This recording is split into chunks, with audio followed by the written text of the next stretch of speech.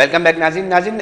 मैंने अपने के न्यूज़ के रिपोर्टर से आपकी बात करवाई। मैं चाहूँगा कि इन्वेस्टिगेशन पॉइंट ऑफ व्यू से एसएसपी मलीर हैं जिन्होंने हमें टेलीफोन लाइन पे ज्वाइन किया, तारिक मस्तोई साहब, वो ख़ुद भी इस जाए वक़ुआ पर पहुँचे थे। क्या मंजर देखा, मैं इनसे ये भी चाहूँगा, क्योंकि चाहे कुछ भी हो जाए इंसान के जज्बात इस एक अजीब मोमेंटम बन जाता है, ऐसी वाक़यात जो हैं वो जब सामने आते हैं। बिलखुसूस तारिक मस्तूरी साहब, बहुत शुक्रिया टाइम देने के लिए। सबसे पहले इन्वेस्टिगेशन पॉइंट ऑफ व्यू से मैं जानना चाहूँगा कि क्या मामला जो है वो अभी तक सामने आ चुका है, क्योंकि माशी मसला दिखा और लैपटॉप के अंदर फॉरेंसिक को चीज़ें दी गई हैं, उसके अंदर क्या क्या चीज़ें सामने आ सकी हैं, प्लीज़ उसके ऊपर बताएँ। जी अस्सलाम वालेकुम अली। वालेकुम अस्सलाम। सबसे पहले तो आपका बहुत शुक्रिया। और आज जब मैं इस वकूए पे गया तो एक लफ्ज उर्दू में कहते हैं दिल खराश वकूआ है, तो आज वो मुझे इंटरनली फील हुआ उस वकूए को देख के और उन मासूम बच्चों की डेड बॉडीज को देख के और एक गरीब इंसान को रस्से से लटके हुए देख के। तो ये वाकई एक दिल खराश वाकया है जिसने पूरे माशरे को दहला दिया है। और जब मैं मौके पे भी पहुंचा, जो इलाके में जिस तरीके से गम था और जिस तरीके से खौफ था लोगों में और एक दुख का समासा पाया जा रहा था, तो एक बड़ा ही एक दिल दहलाने वाला वकूआ था। बेसिक इन्फॉर्मेशन तो आपके पास आ गई है जो है ना। जहाँ तक प्रिलिमिनरी इन्वेस्टिगेशन का ताल्लुक है तो उसमें कुछ चीज़ें हमने देखी हैं। प्रिमा फेसाई तो it is murder cum suicide case, जिसमें एक फादर ने अपने बच्चों को और अपनी बेगम को जो है उसमें मारा और उसके बाद खुद भी खुदकुशी कर ली जो है ना। और सेकेंडली उसके बाद हमें वहाँ पे नोट वगैरह भी मिला, सुसाइड नोट, उसको भी हमने एनालाइज किया। अगेन हमने अपनी क्राइम सीन यूनिट को कॉल किया और साइंटिफिकली जितना भी हम क्राइम सीन को सिक्योर कर सकते थे अल्हम्दुलिल्लाह वो हमने उसको proper as per SOP secure किया। और जो सैंपल्स और स्पेसिमेंस और चीज़ें एविडेंस हमने एग्जिबिट्स वहाँ से लेने थे वो हमने वहाँ से लिए भी सही। अगेन फिर एक सुसाइड नोट जो बोर्ड पे आवेदन था उससे हमें एक और क्लू मिला कि जी लैपटॉप में कोई वर्ड की फाइल है। वो वर्ड की फाइल हमने देखी, लेकिन प्रॉपरली हमने उसको फॉरेंसिक के लिए अभी भेजा है ताकि उसके अंदर कोई और मटेरियल है या कोई और चीज़ें हैं तो वो भी आ जाए जो है। मेडिको लीगल जो एस्पेक्ट था उस सारे को भी इस हवाले से देखा गया जो है ना। और उसमें जो लीगल फॉर्मेलिटीज थी अल्हम्दुलिल्लाह वो पूरी की गई। तारिक मस्तूरी साहब, ये बताइएगा, गोलियां भी मारी गई, गले भी काटे गए तेजधार आले से, तो गोलियां किस स्पॉट्स क्या थे? नहीं, गोलियां ही लगी हैं जी। तेजधार आले का इस्तेमाल नहीं है उसमें। और वेपन ऑफ ऑफेंस जो पिस्टल है हमने वो भी वहां से हमारे क्राइम सीन यूनिट ने रिकवर किया। क्योंकि इब्तदाई तौर पे जब मीडिया के दोस्तों से बात हुई थी तो हमने बिल्कुल क्राइम सीन को डिस्टर्ब नहीं किया था और हमने properly scientifically crime scene unit को बुलाया और उन्होंने डेड बॉडीज को ईडी की एम्बुलेंस के थ्रू मॉर्चरी और वहां पे मजीद पोस्टमार्टम के लिए शिफ्ट किया। तो जब वो चीजें खुली तो उसमें सामने आया कि इसमें तेजधार आले का इस्तेमाल नहीं है, इसमें पिस्टल के साथ जो है ना फायर किया गया है। उससे बच्चे और खातून जो है जाँ बाग हुई और उसके बाद जो मारने वाला था उसने खुदकुशी की। ये गोलियां किस जगह पर चलाई गई, थोड़ा सा इसके ऊपर बताया गया है कि सर का निशाना लेकर।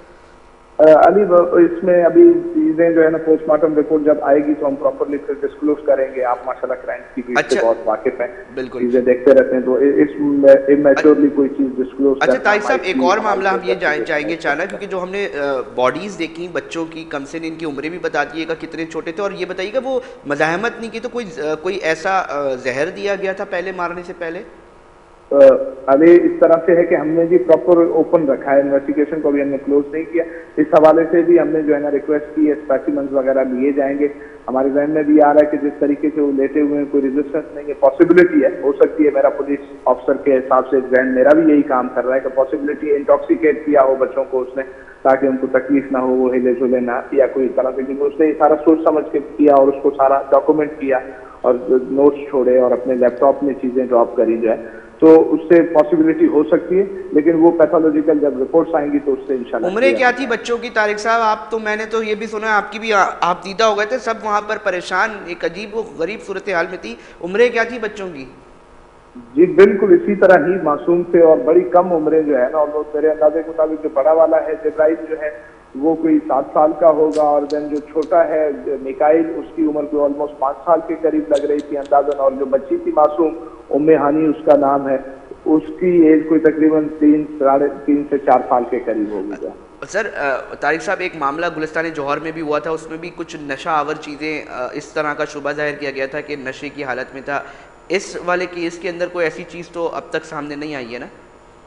अब तक तो ऐसी कोई चीज हमें क्राइम सीन से तो नहीं मिली है, लेकिन इन्वेस्टिगेशन पर्पज के लिए हमने इस फैक्टर को ओपन रखा है। बिल्कुल इसको कंसीडर कर रहे हैं। अपनी मेडिकल रिपोर्ट में हमने ये चीज डिटरमाइन करनी है कि आया कोई चीज ऐसी तो नहीं यूज हुई कि इंटॉक्सिकेट हुआ हो, और हम क्राइम के एंगल से भी इसको जरूर डेफिनेटली देख लेंगे। प्राइमा फेसाई जो कि फिलहाल नजर तो नहीं आ रहा, लेकिन फिर भी हम उसको उस एंगल से जरूर देखेंगे कि कहीं की भी वारदात ना हो।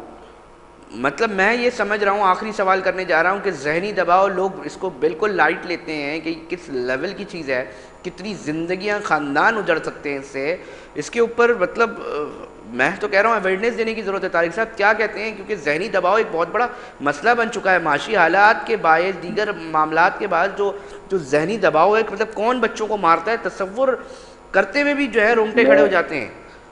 मैं बिल्कुल आपसे एग्री करता हूं और बिल्कुल मुत्तफिक हूं आपसे। इस चीज के ऊपर बड़ी खुल के डिबेट होनी चाहिए, क्योंकि वैसे तो पुलिस ऑफिसर हम जब क्राइम को देखते हैं तो हम उसके सोशल एस्पेक्ट्स को भी देखते हैं।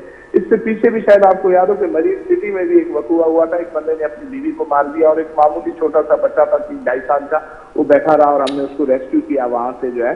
और अगेन इस मामले में भी हम देखते हैं कि माशी प्रॉब्लम और जहनी तनाव के इंसान को किस हद तक ले जाता है कि वो अपने लख्ते जिगर को अपने हाथों से जो है ना नींद अवधि नींद सुला दे, जो है ना मौत की। आपके तो सामने मंजर पूरा घूम रहा होगा तारिक साहब इस वक्त। बड़ा ही कोई एक करबला का सा मंजर था भी है, मैं इसको बयान नहीं कर सकता हूँ अल्फाज में। इतना दिल दहलाने वाला, और जैसे मैंने शुरू में कहा कि एक दिल खराश वाकया है जिससे दिल खून के आंसू रोता है। बहुत शुक्रिया तारिक मस्तूरी साहब। इन्वेस्टिगेशन पॉइंट ऑफ व्यू से बता रहे थे, SSP मलीरी थे और बता रहे थे कितना दिल खराश वाकया कि जिसने भी सुना नाज़रीन उसके रोंगटे खड़े हो गए। मंजर जिसने देखा होगा तसव्वुर तो करें, फूल जैसे मासूम से बच्चे, उन पर गोलियां चलाई गई, उसको फिर किस तरह खुद फंदा लगाया और फिर खुदकुशी की गई, और उसके बाद नोट निकल रहा है। ख़ानदान वाले यकीनी तौर पे पहुंचे होंगे। इसके ऊपर बात ज़रूर करेंगे कि इन तमाम मामलात के ऊपर जहाँ हम क्राइम के मामलात होते हैं, जहाँ पर हम दीगर चीज़ें देख रहे होते हैं, वहाँ सोशल एक्सपेक्ट भी बड़ा ज़रूरी होता है। इसके ऊपर अवेयरनेस देने की ज़रूरत है। नाज़रीन ब्रेक का वक्त हुआ है, ब्रेक पर जा रहे हैं और फिर हाजिर होते हैं।